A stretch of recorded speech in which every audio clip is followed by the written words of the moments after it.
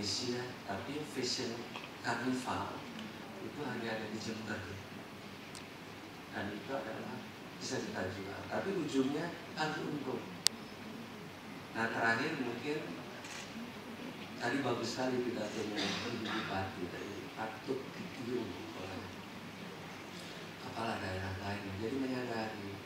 Jadi kalau saya bilang, kalau pebisnis itu menghitung keuntungan itu dengan IRR, internal rate of return. Kalau untung akan dieksekusi. Nah, bagi seorang bupati, pidatonya bupati itu cara menjelaskan yang bagus. Jadi saya pakai bahasa teknis. Itu namanya ERR, Economic Rate of Return. Jadi impact ekonomi lah yang diambil oleh kabupaten itu. Bukan bupatinya atau kabupaten itu mengambil keuntungan dari event. Jadi ada di suatu tempat, di satu daerah, ada satu taman wisata yang untung. Malah bupatinya cemburu. Kenapa yang untung kok PT ini?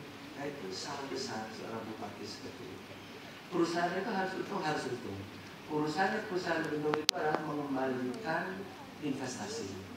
Maka muncullah IRR-nya sih.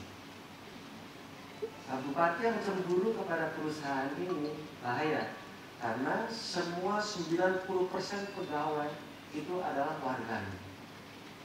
Ekonomi di situ bergerak karena adanya taman wisata yang saya berkata taman wisata.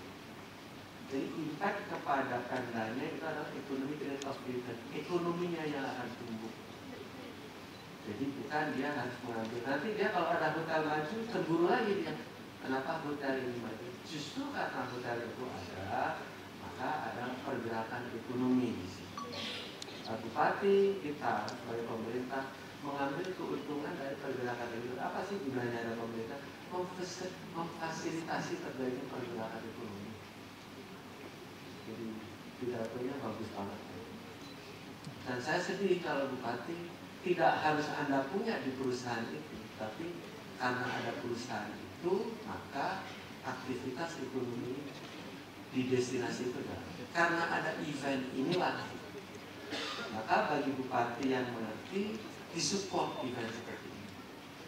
Ada Kumbo, ada Wisma datang, ada ekonomi kreatif. Untuk ekonomi kreatif sudah bagus, menurut Dinan akan disupport oleh